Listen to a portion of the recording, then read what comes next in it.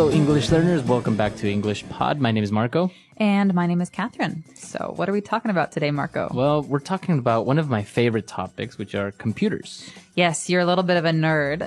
A little bit. I love computers and technology and everything that's related to it. So that's what we're going to be looking at today. Maybe we're buying a new computer. Well, I anticipate learning something from this because there are a lot of those fancy big words that I don't know that have to do with processors and giga things. So that's going to be coming up in a minute here. But first, let's just jump right in and take a listen to today's dialogue.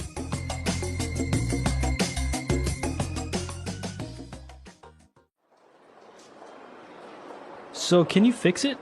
I'm sorry, sir. This computer is not broken or damaged. It's simply just too old. That's why your programs and applications are running slow. There really isn't much I can do. What do you mean? I bought this computer just 3 years ago. Yes, but technology is ever-changing, and technology is becoming obsolete faster and faster. Okay, I know where this is going. How much will it cost me to get a new computer? Well, this desktop over here is our latest model. It has a 4 gigahertz processor with 16 gigabytes in RAM and a hard disk with 1 terabyte. Of course, it includes a mouse, keyboard, and desk speakers. I have no idea what you are talking about.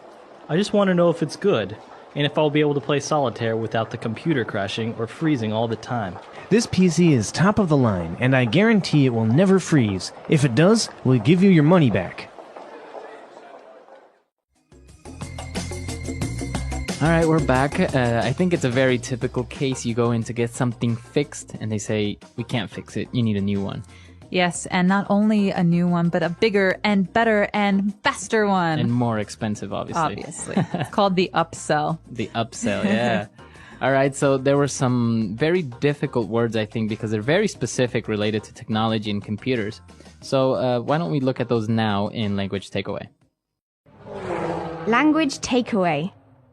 All right, so the first word we have today is when something is no longer in use.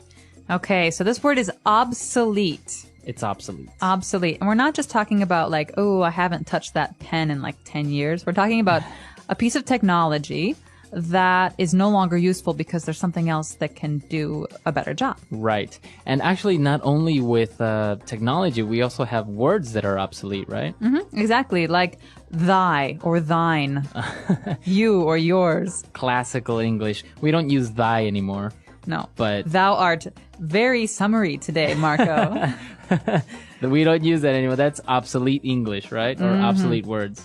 Exactly. So obsolete means it's no longer of use. We have better and newer things in its place. All right.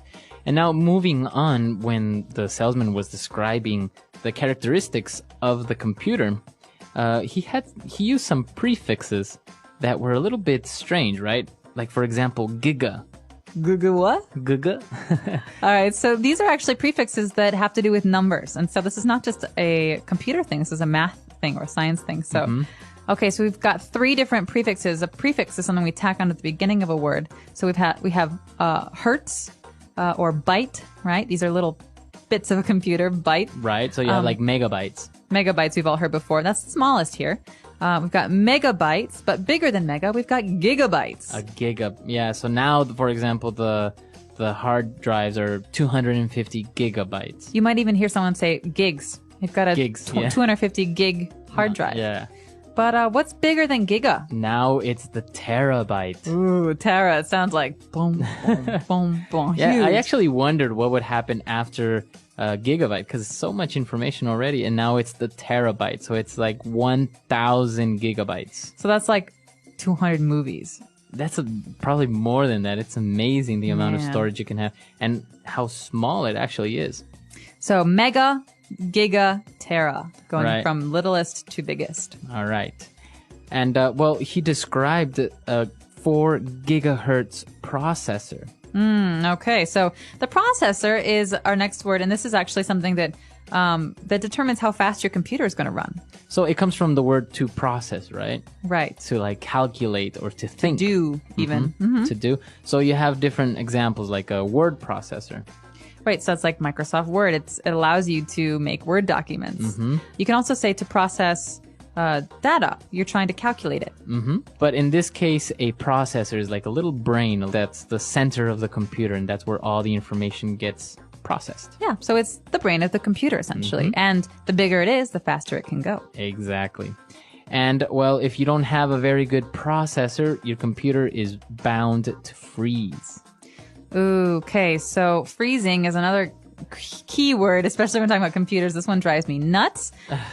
To freeze, it means to stop moving. Right. Right? So, well, it has a couple different meanings. You might have heard it about ice before, but to freeze here, we're talking about stopping moving. So we have a game called freeze tag, where if I touch you, you have to stop running. Right. But here we're talking about a computer freezing. I'm moving my mouse and I'm typing, and all of a sudden, It doesn't work my anymore. mouse doesn't move. I can't close or open or do anything, and it's really frustrating. It's very, especially if you're doing something and you didn't save your work, it's gone. Right? So if your computer freezes, then usually you have to restart it or turn it off or not. So that is about it for those words, but let's take another listen and slow the dialogue down this time so we can catch some of those big words.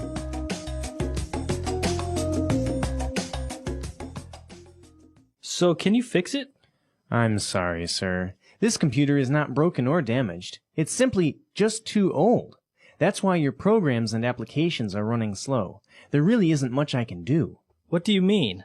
I bought this computer just 3 years ago.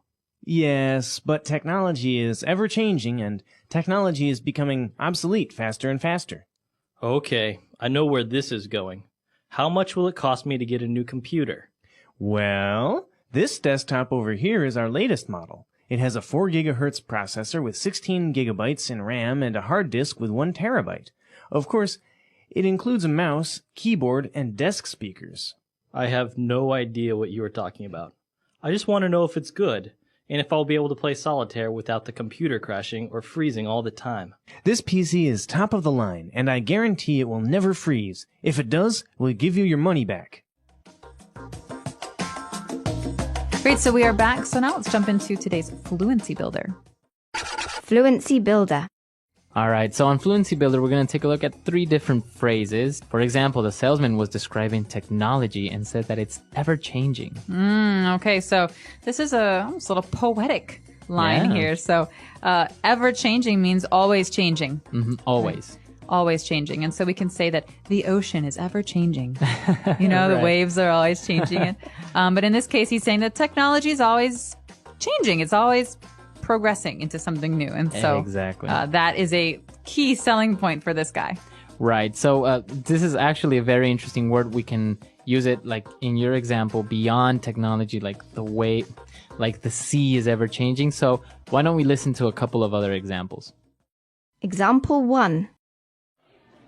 There's always something new in this ever-changing world. Example 2. Times are ever changing, and we must prepare ourselves better every day. Example 3. The flu is an ever-changing virus that continues to claim many lives. All right, we're back. So now we understand the ever-changing. So the man who's trying to buy this computer, or at least get his computer fixed, really starts to get frustrated with the salesman. And he says, okay, I know where this is going. So he hears the sales pitch. He hears this guy trying to loosen him up a little bit. He says, I know where this is going. So what does this mean, this where something is going? So basically what direction a conversation or a topic or a situation is taking. Okay, so he's saying, I know why you're telling me these Right. things. I know your motive. Or I know what's happening. I know what you're going to say. Okay, so he's essentially saying, I know you're going to try and sell me a computer. Right. All So you can use it in other circumstances, right? For example, a relationship. I don't know where this is going. Right. What is going? Classic breakup line. I just don't think I know where this is going anymore.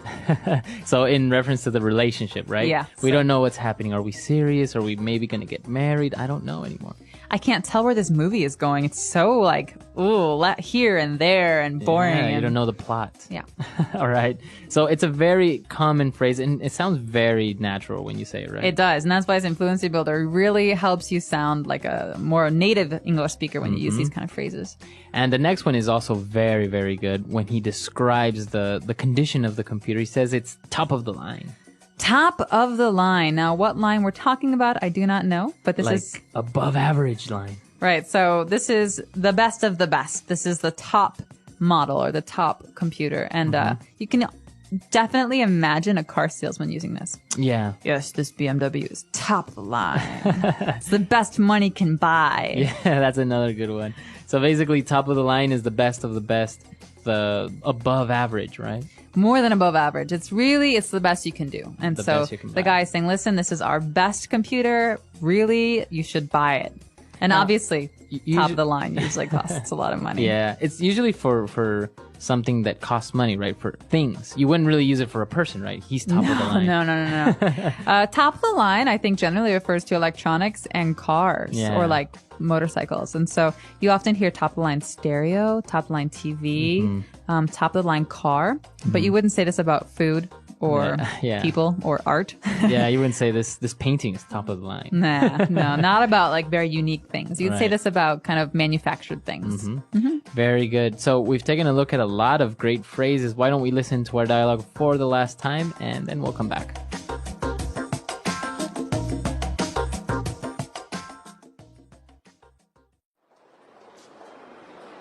So, can you fix it? I'm sorry, sir. This computer is not broken or damaged. It's simply just too old. That's why your programs and applications are running slow. There really isn't much I can do. What do you mean? I bought this computer just 3 years ago. Yes, but technology is ever changing and technology is becoming obsolete faster and faster. Okay, I know where this is going. How much will it cost me to get a new computer?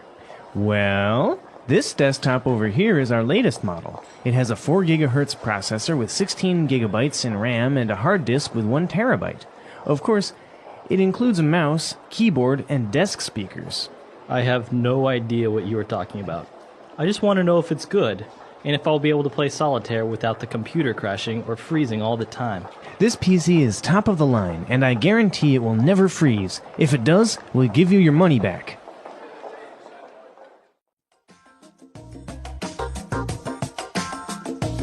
All right, we're back. So computers. Catherine, I know you recently got a nice Macintosh.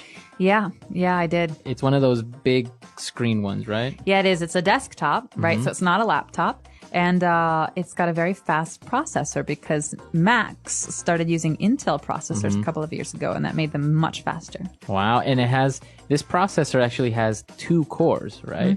So basically it has 2 different brains almost within one processor. Which gives it really bad headaches. She complains to me often.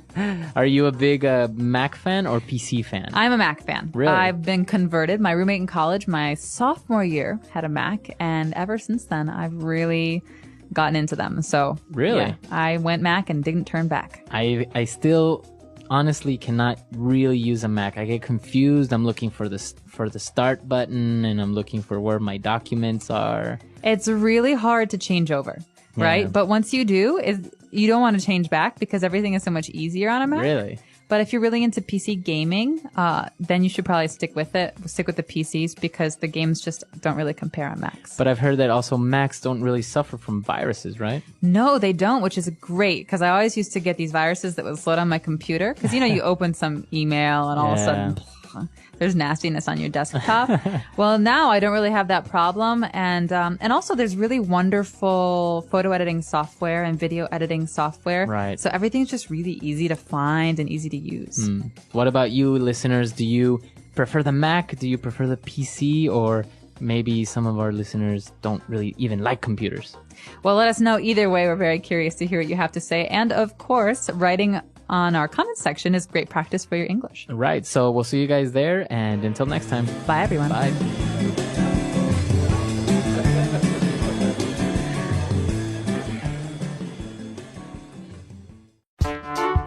The English Pod Audio Review. Listen to the meaning, then say the vocabulary word. Always becoming different. Ever changing. A written promise that a seller will repair a product if a problem arises. Warranty. No longer useful. Obsolete. A portable computer. Laptop. The direction of an event. Where something is going. To change into a more advanced state. Evolve. To be completely unaware of something. I have no idea. A device that allows computers to communicate without wires. Wireless modem. To suddenly stop functioning. Freeze. A system for communicating between computers. Network. A computer application. Program. Unit to measure a computer's storage capacity. Gigabyte. Part of computer that temporarily stores information. Random access memory. Part of computer that stores data. Hard disk. Measurement of computer processor speed. Gigahertz. Device in a computer that manages operations. Processor. To suddenly stop functioning. Crash. To make a written promise. Guarantee. Let's try that faster. A computer application. Program. Measurement of computer processor speed. Gigahertz. The direction of an event. Where something is going. Unit to measure a computer's storage capacity. Gigabyte. No longer useful. Obsolete. Device in a computer that manages operations. Processor. Always becoming different. Ever-changing. A device that allows computers to communicate without wires. Wireless modem. A written promise that a seller will repair a product if a problem arises. Warranty. Part of computer that stores data. Hard disk. To suddenly stop functioning. Crash. To make a written promise. Guarantee. Part of computer that temporarily stores information. Random access memory. To suddenly stop functioning. Freeze. A portable computer. Laptop. To change into a more advanced state. Evolve. A system for communicating between computers. Network. To be completely unaware of something. I have no idea. Now say the word and hear it in a sentence. Ever-changing.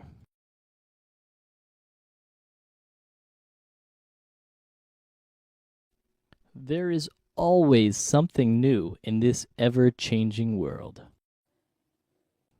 Ever-changing.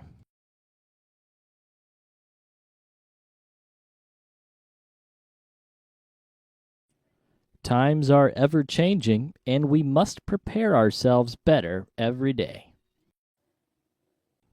Ever-changing.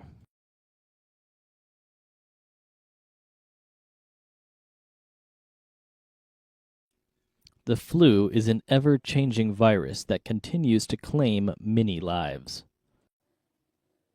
Obsolete.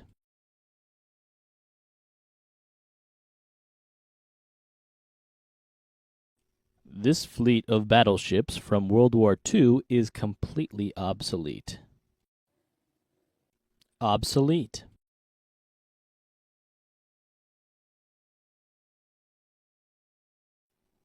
Broom is an obsolete word that means mist or fog. Obsolete.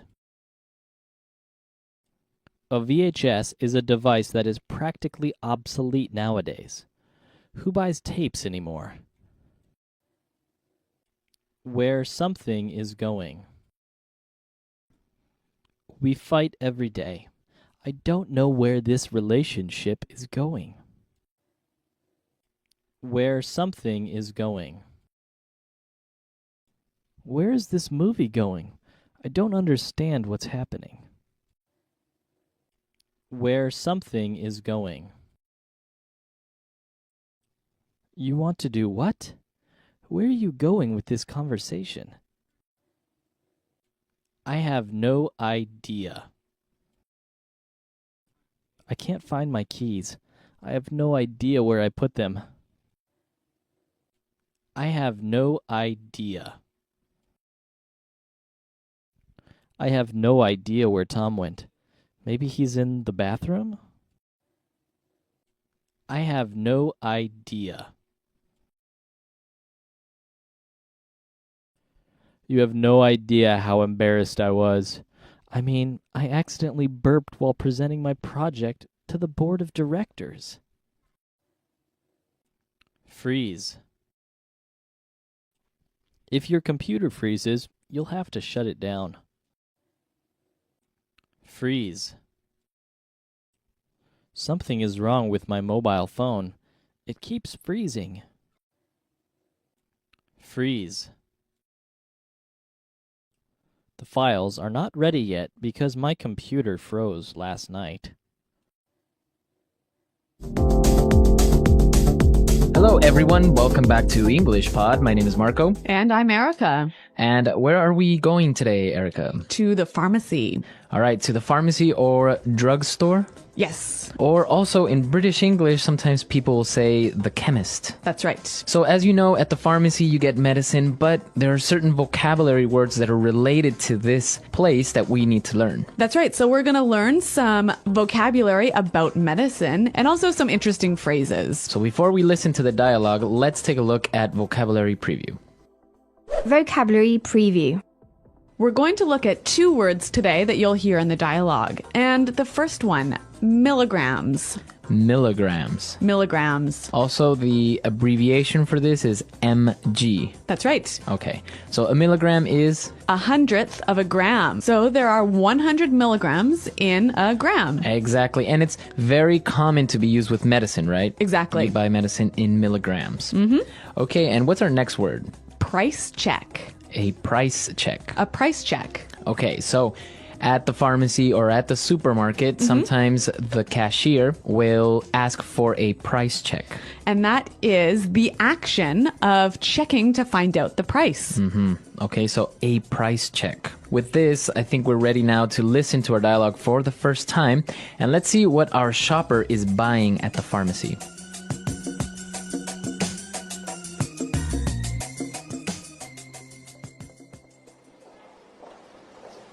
Hello, sir. How can I help you? Yes, I need this prescription, please. Let's see. Okay, so 50 milligrams of Prozac. Would you prefer this in capsule or tablet? Capsules are fine. Okay. You should take 1 capsule 3 times a day. Be sure not to take it on an empty stomach, and also don't ever mix it with alcohol. Yes, I know. It's not the first time I'm taking this. Don't worry, I won't overdose. Okay. Anything else I can get you? Oh, yes, I almost forgot. Can I also get some eye drops and some condoms? Sure. Darn, condoms aren't registered in our system. Oh, well, that's okay. I'll get some later, thanks. Really, it's no problem. Just hang on there a sec. Can I get a price check on Fun Times ribbed condoms, please?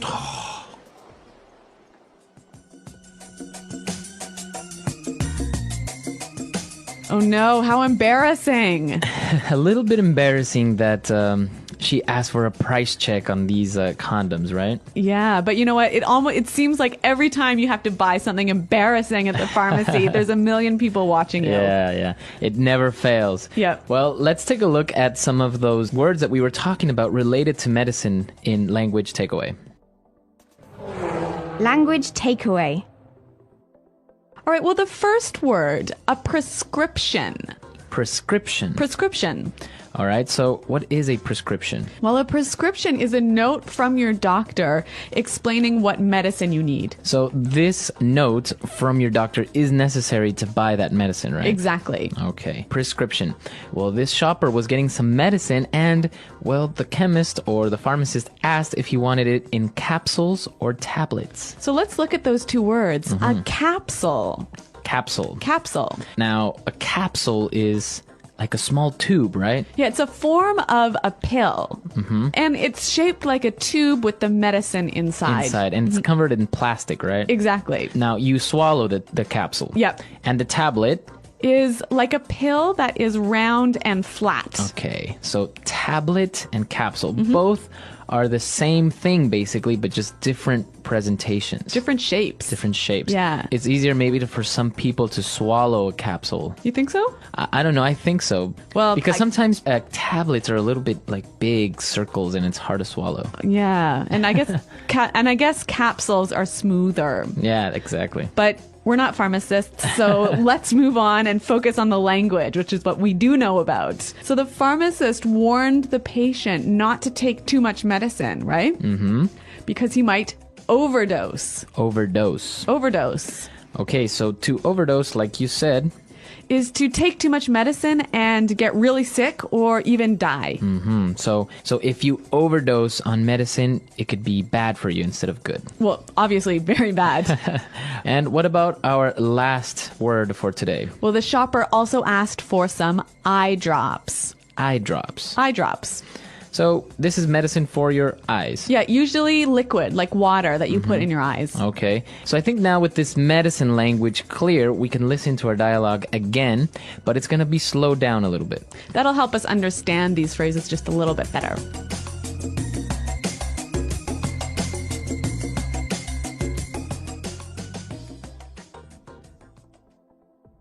Hello, sir. How can I help you? Yes, I need this prescription, please. Let's see. Okay, so 50 milligrams of Prozac. Would you prefer this in capsule or tablet? Capsules are fine. Okay, you should take one capsule 3 times a day. Be sure not to take it on an empty stomach. And also, don't ever mix it with alcohol. Yes, I know. It's not the first time I'm taking this. Don't worry. I won't overdose. Okay. Anything else I can get you? Oh, yes. I almost forgot. Can I get some eye drops and, some condoms? Sure. Darn condoms aren't registered in our system. Oh, well, that's okay. I'll get some later, thanks. Really, it's no problem.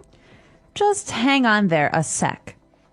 Can I get a price check on Fun Times ribbed condoms, please?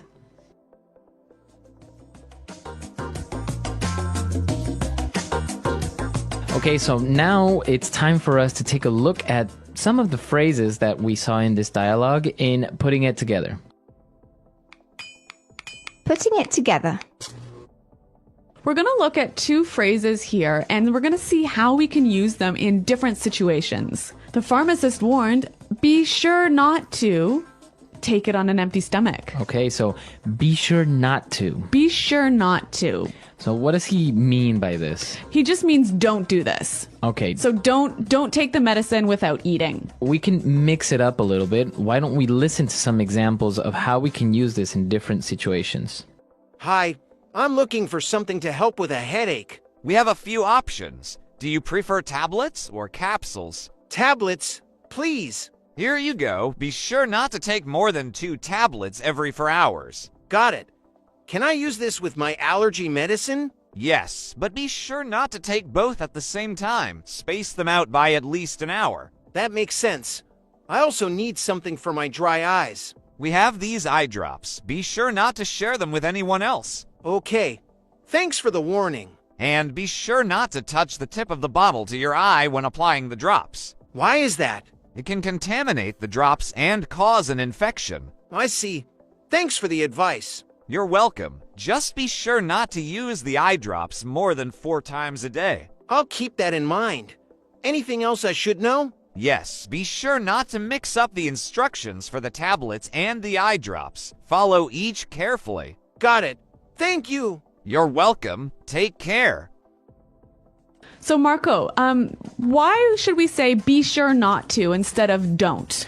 I think don't sounds more like an order. Okay. Very direct. Maybe be sure not to is a little bit softer, a little bit more friendly. So be sure not to. Now, for our last phrase. So the pharmacist, in the end, wanted to check for the price, and he said, just hang on there a sec. So that's interesting. Hang on. Hang on. Hang on. Well, hang on. What does he mean by hang on? He means wait. Wait. It's an informal way of saying wait. Exactly. It's also a little bit more friendly than just saying wait. Right, exactly. And we can change the time a little bit, right? Yeah, so you can say hang on a second. Or hang on a moment. Hang on a minute. All right. What about hang on an hour? Well, maybe if you're telling someone to wait for an hour, just hang on there for an hour. I'll be there soon. Yeah, but I guess it's more common hang on a minute, hey? Right, maybe for shorter periods of Yep. time. Okay, so with these phrases, I think now we can use them in different circumstances, obviously not only in the pharmacy. Yep. And, well, let's listen to our dialogue for the last time.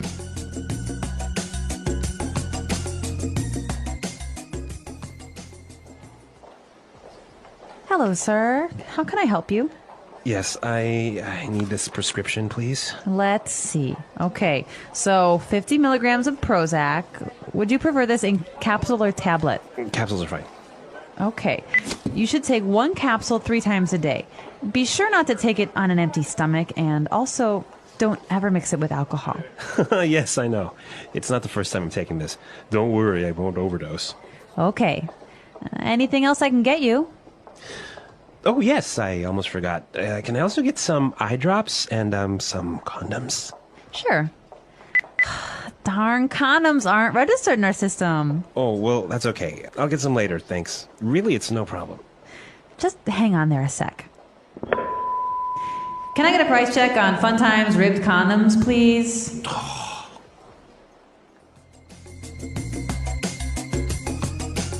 Okay, so with medicine, an interesting thing comes up, right? That's right. A lot of people think that you eat medicine. Okay, or drink medicine. Yeah, but in English, you always take medicine. Always take medicine. Yeah, so you never can say, oh, I ate my medicine yesterday. It always has to be, I took my medicine. Okay, so you take the capsules. Exactly, or take the tablets. All right. So you take medicine. Now, an interesting thing in the United States, for example, it's very hard to get medicine without a prescription. That's right. So we always talk about prescription medicine and OTC medicine, or over-the-counter medicine. So over-the-counter medicine is medicine you can just buy without that prescription or note from your doctor. okay. So for example, if you have a headache, you can go to the pharmacy and buy aspirin. Yeah, and that's over-the-counter medicine. But prescription medicine, you can't get it without the doctor's note. Yes, and like you said, in America, you almost have to have a prescription for everything. Which is strange because people can overdose on aspirin. So tell us how medicine and pharmacies work in your countries. Hi. Can you help me with a few things? Sure. What do you need? I need pain relievers. What's available? We have capsules and tablets. Do you prefer one? Tablets, I think. Okay. How strong do you need them? What's the standard dose? Usually 500 milligrams per tablet. Is that safe for headaches? Yes, but be sure not to take more than 2 every 6 hours. Got it. How much is a bottle? Hang on, I'll do a price check. Thanks. It's $8.99 for 100 tablets. That's fine. I'll take it. Anything else? Yes, eye drops for dry eyes. Over the counter or prescription? Over the counter. Here's a good one. How often can I use it? Be sure not to use it more than 4 times a day. Okay. Anything else to know? Yes, don't touch the bottle tip to your eye. Why not? It could contaminate the drops. Makes sense. I'll take it. Anything more? What happens if I overdose on medicine? It can cause serious problems. Seek help immediately. That's good advice. Always follow the instructions to avoid issues. Got it. Thanks for explaining. You're welcome. Anything else today? No, that's it. Thanks again. Take care and follow the directions. Will do. Bye. The English Pod Audio Review. Listen to the meaning, then say the vocabulary word. A list of drugs written by a doctor. Prescription. A unit for measuring weight. Milligram. Drug contained in a plastic container. Capsule. Drug formed in round, hard shape. Tablet. Take more drugs than suggested. Overdose. Liquid used to drop into eyes to treat eye diseases. Eye drop. Hold on. Hang on. Type in the number of something to check its price. Get a price check. A device made of a hollow tube and a needle that is used to force fluids into or take fluids out of the body. Syringe. A usually sweet liquid that contains medicine used to stop coughing, called also cough medicine. Cough syrup. A covering, such as a strip of cloth, that protects or supports part of the body that has been hurt. Bandage. A liquid that is used to make things lighter in color or to kill bacteria. Hydrogen peroxide. A smooth substance that is rubbed on the skin to help heal a wound or to reduce pain or discomfort. Ointment. Let's try that faster. Drug contained in a plastic container. Capsule. Drug formed in round, hard shape. Tablet. Take more drugs than suggested. Overdose. Liquid used to drop into eyes to treat eye diseases. Eye drop. A device made of a hollow tube and a needle that is used to force fluids into or take fluids out of the body. Syringe. A liquid that is used to make things lighter in color or to kill bacteria. Hydrogen peroxide. A covering, such as a strip of cloth, that protects or supports part of the body that has been hurt. Bandage. Type in the number of something to check its price. Get a price check. A list of drugs written by a doctor. Prescription. A unit for measuring weight. Milligram. A usually sweet liquid that contains medicine used to stop coughing, called also cough medicine. Cough syrup. A smooth substance that is rubbed on the skin to help heal a wound or to reduce pain or discomfort. Ointment. Hold on. Hang on. Now say the word and hear it in a sentence. Prescription. In order to buy medicine in the US, you need to bring your doctor's prescription. Prescription. I lost my prescription and I don't remember what medicine I had to buy. Prescription. Valium is medicine that you can only buy with a prescription. Tablet. Children should only take half a tablet of cold medicine. Tablet. I find it hard to swallow tablets. They are just too big. Tablet. I had a box full of medicine tablets, but I don't know where I left it. Overdose. My dog accidentally swallowed some aspirins and almost overdosed. Overdose. A lot of famous movie stars have accidentally overdosed on drugs and died. Overdose. You must follow your doctor's instructions when taking medicine, otherwise you might overdose. Eye drop. Your eyes are really red. You should get some eye drops. Eye drop. When I wear contact lens, I have to use these eye drops or else my eyes get irritated. Eye drop. Susan got pink eye, so her doctor prescribed some eye drops and told her not to touch her eyes. Some new merchandise arrived today, so we need to run a price check on each item.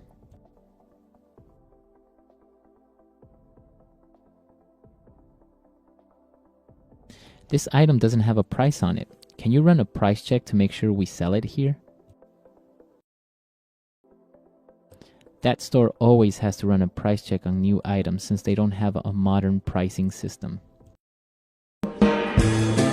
Welcome back, English learners. My name is Marco, and I'm joined here by the lovely Erica. And today we're going to be bringing you another great lesson, one of the lessons that you requested. Yes, that's right. Actually, Maxim S requested this one. Right. I think he's really into research and investigation, so we're bringing you a great lesson about this topic. Okay, so I'm really excited to hear this dialogue all about research. So why don't we start listening to two university professors discussing an important question. We've been over this 1,000 times. The data is irrefutable. Look, we've done extensive research, built studies, and read the literature, and there is conclusive evidence to support my theory. Horowitz, I beg to differ. Even in your most recent study, the investigative approach was flawed. You know as well as I do, the collection of data was not systematic, and there's a large margin of error. To draw a definitive conclusion based on that data would be misleading. That is preposterous. You are trying to single-handedly solve one of the world's greatest mysteries, and yet you're oblivious to the fact that you're wrong. I am not wrong. The chicken came first. No! The egg came first! The chicken. Egg! The chicken. The egg! The chicken. The egg! All right, so interesting. Which came first, the chicken or the egg? It's an age-old question, isn't it? And apparently, they are not going to agree anytime soon. All right, well, what they can agree about is this awesome language. So why don't we take a look at it now in Language Takeaway. Language takeaway. Okay, on Language Takeaway today, we have some really great words, and this first one is really good. Irrefutable. Irrefutable. Irrefutable. The data is irrefutable. Okay, so if the professor says that the data is irrefutable, what does he mean by that? He's saying that you cannot deny it. It is really, really true. It is really true. There is no way this is a lie. Exactly. Okay. Irrefutable evidence, for example. Yeah, that's a great phrase. All right, so the professor complained that Dr. Horowitz's experiment was flawed. Flawed. Flawed. So, flawed. Is that an adjective, a verb, or a noun? It is an adjective here. Now, when something is flawed, there is a problem with it, right? Okay, There's so a it has mistake. an error. Yep. Okay. So this adjective is a way of saying that his experiment has a flaw. A mistake. A mistake. Exactly. So flawed is the adjective of a flaw. Right. Okay. Now, the reason that his study or his experiment was flawed is because that it was not systematic. Systematic. Systematic. So, systematic. That's an interesting word. Now, I think we can recognize the word system in here, right? Right? So when something is systematic, it follows a process. A certain order. Yes, a certain system. Right, so that's basically what systematic means, to follow a certain order, to be more organized, right? Exactly, yep. Okay. And what about our next word? Preposterous. Preposterous. Preposterous. That is preposterous. I love this phrase. It usually goes together, right? That is preposterous. Yep. Okay, so what does it mean when I say that? It means it's absurd. It's ridiculous. Right. It doesn't make sense. I can't believe you said that. All right. Well, this is a really interesting phrase, but I think it's a little bit more common when it's used by older people. Yeah, I don't really see a young person going up to someone and say, "Hey, that's preposterous." Yeah, but it is a wonderful phrase. Now, our final phrase for takeaway. Oblivious. Oblivious. You're oblivious to the fact. So a person that is oblivious to something. They don't know, or they're unaware. Okay, so they ignore maybe the facts, or exactly. They don't see it. Yeah, you're oblivious to the fact that we're in a recession. Okay, or he is completely oblivious. You can just say it like that, right? Yep, he doesn't know. Okay, so we took a look at some of the great vocabulary we found in the dialogue, but there were also some really good phrases that I think we should look at. Okay, and let's take a look at those and putting it together. Putting it together. You know, Marco, one of the things I love about English is the way that words seem to fit together, like blocks coming together. And here we have a lot of great examples of these words that fit together really nicely. Okay, so why don't we look at those? And our first one now is extensive research. Extensive research. Extensive research. All right, so we know extensive means... a lot. A lot. Yeah. So that's really good when you put it together. Extensive research. It means you have a lot of research. You have really studied. You have really looked things up. Okay, extensive research. Another great research-related phrase here is conclusive evidence. Conclusive evidence. Conclusive evidence. All right, now the first word there, conclusive. When something is conclusive, you can't argue with it. It's the final decision. All right, well, the professor complained that Horowitz's investigative approach was flawed, right? So this is our next phrase, investigative approach. Investigative approach. Investigative approach. Okay, so I remember the word investigate is a verb. Yes. But in this case, it's an adjective. It's an adjective. When something is investigative, it's obviously having to do with an investigation. So the approach so when he said investigative approach, just simply the way you investigate the problem. The way he investigated. Okay. Very interesting. What about this other phrase that I saw? It was really interesting. Definitive conclusion. Definitive conclusion. So a definitive conclusion. All right. Well, again, I think we know the word conclusion, right? Okay. So it's a final judgment or decision. All right. When something is definitive, you can't argue with it or change it. Okay. So the conclusion or the final result is final. Like there is no way of arguing it. Exactly. Okay. All right. Definitive conclusion. This is some great language. So why don't we listen to it one more time in the dialogue? We've been over this 1,000 times. The data is irrefutable.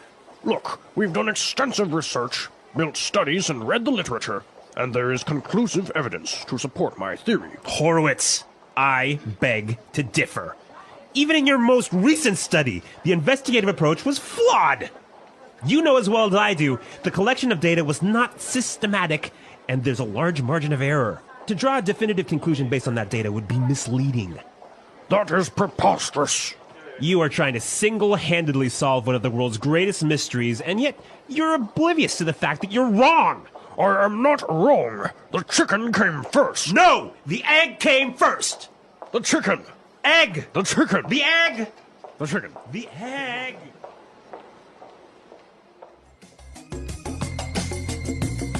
So, an interesting question. What do you think? What came first, the chicken or the egg? Well, if you ask me, it was the egg. It was the egg? Yeah. Interesting. What about why did the chicken cross the road? To get to the other side. Do you think that's really the reason? Well, there's a million different reasons, but this is great. I'm glad you brought that up because this is like the classic English joke.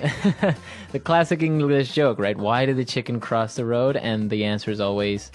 Well, there are a million answers. So, do you guys know any chicken jokes? Yeah, why don't you come to our website, englishpod.com, and on the comments section, why don't you leave us your thoughts on what came first, the chicken or the egg, and why do you think the chicken crossed the road? All right, well, we really look forward to hearing your ideas, and Marco and I will be around to answer your questions. So, I think we're out of time for today, but thanks for listening, and... We'll see you there. The English Pod Audio Review. Listen to the meaning, then say the vocabulary word.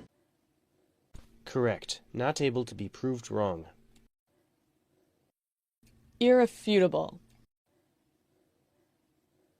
Very full and complete study to find information. Extensive research. Using a careful system or method. Systematic. Having errors or mistake. Flawed. Crazy, foolish, or silly. Preposterous. Unaware or don't know. Oblivious to. Way of looking for information. Investigative approach. Do something on your own, without help. Single-handedly. A final judgment that is not able to be changed. That is final. Definitive conclusion. Find out if something is true.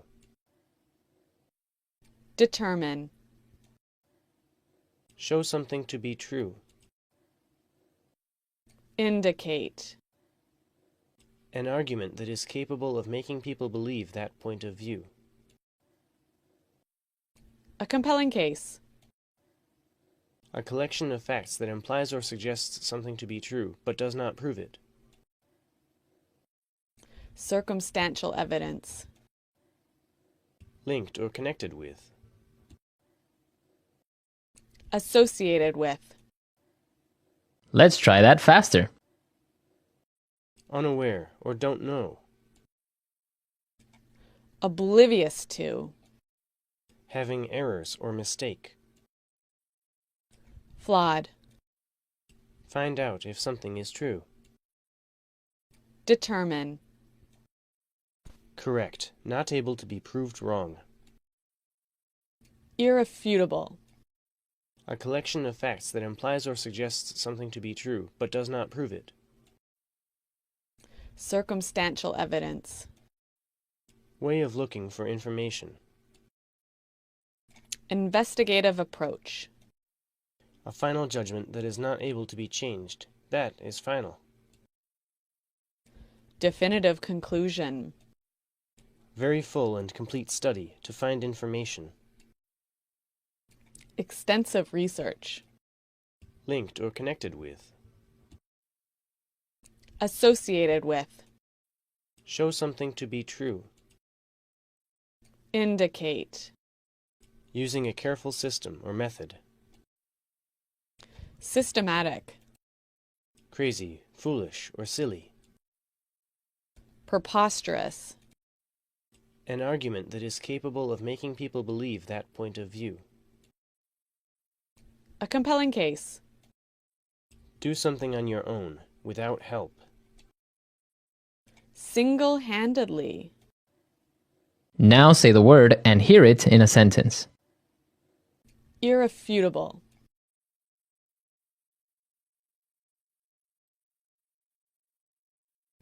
Look, we have irrefutable evidence that he was the killer. Irrefutable.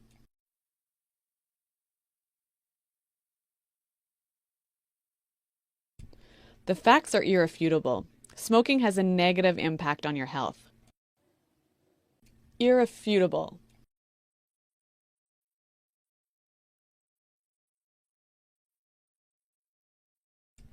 The irrefutable truth is that there is a monster living in Lake Erie. Systematic. We need to approach this problem in a systematic way. Systematic.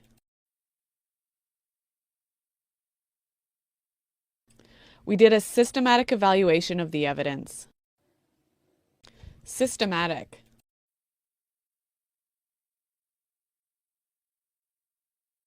He's a very systematic guy. He's very careful with his work.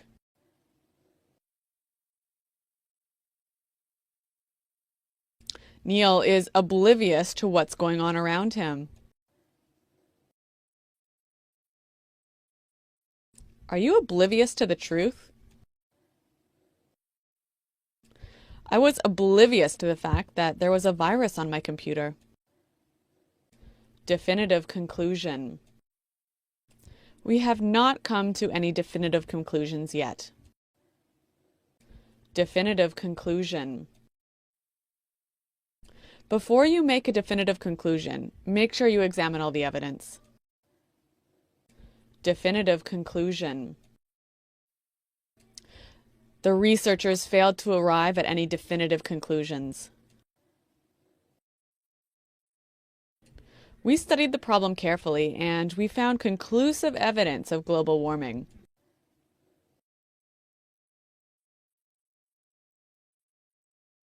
There's no conclusive evidence that links Diet Coke to health problems. There is conclusive evidence showing that smokers die younger.